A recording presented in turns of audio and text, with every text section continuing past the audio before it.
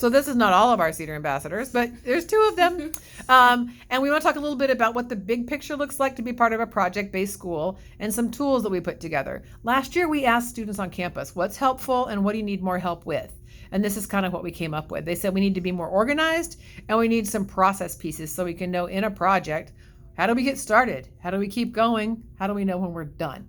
Victoria, will you start us off with the big picture document? Yes. So since a bunch of students last year were asking how can we be more organized and how we can be more thorough, us Cedar Ambassador people have come up with this little step-by-step way of being able to organize and communicate in certain situations and in groups. So if I did the first big picture part, right? Yes. And then I move, what's the second part after the big picture? After the big picture, we have planning. Yes. And when I go to the planning part, what do I have? What tool could I get from us? We have the planning journal. You don't really have to use it, but it's there to help you. If you have your own planner, you can use it, but this is just to guide you with organization and planning skills. So if we're all part of a project and I have a planner and we set together some due dates where we're going to have different steps of our project done, it's much easier to agree upon those together if we write them down. Yes. That planner is a tool for that. Yes. What kind of stages of growth and development in a project could I go through? What's the other document that we have? This one's more complex, so I get it that this is harder to explain. Yeah.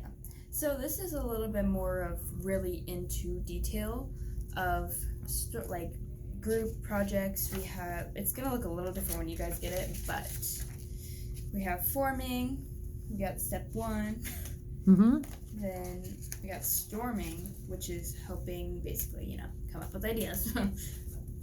And then The storming part also includes what happens when I have a conflict in my group. Because sometimes we think, oh my gosh, how could I have this conflict? I hate these people. This is frustrating to me. But really, storming is a natural part of a group project. yes. So then we gave you some language around that.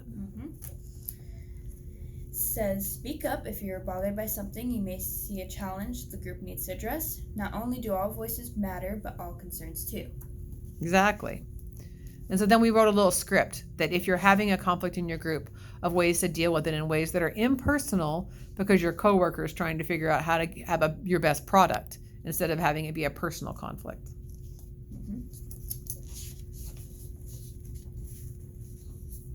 Can you show us that page a little bit? Yes. Oh, that's creative. Thank you to Amber. She helped with that part. Oh. So that tells us what's trying to focus on you. I'm sorry, folks. Read us to us what it says. It says, 1, my challenge is. 2, I am feeling. 3, I wonder. 4, does anyone have any ideas about? 5, thank you for hearing me out. 6, I feel now. And 7, our next step is.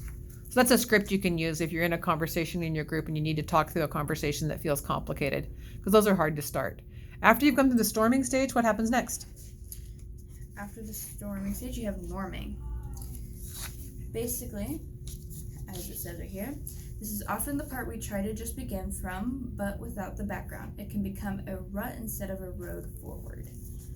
And this tool, this document will give you a chance to look back through and see where are we at in our project. If you go to the next page, you're going to see some key questions. That's the performing page, right? Yes. How will I know I'm performing? Using the goals and plans, norms you've established with groups, and whatever else your group members usually come up with, because it is an individual thing you guys will do.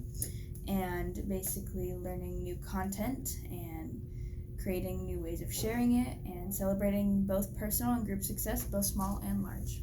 So the idea of being successful in your group process is on the next page. When you flip, you'll be able to say, at the very end, you'll be able to say, I know that my group is performing when I can say yes to these things. Yeah. All right. So our hope as Cedar ambassadors is that you come to a school to be collaborative and cooperative. And then once you get here, you understand what it means to do that. And these tools are just a little extra push to make that successful. Anything else you guys want to add in? No, not that I can think of. This planner was designed by one of our Cedar ambassadors last year.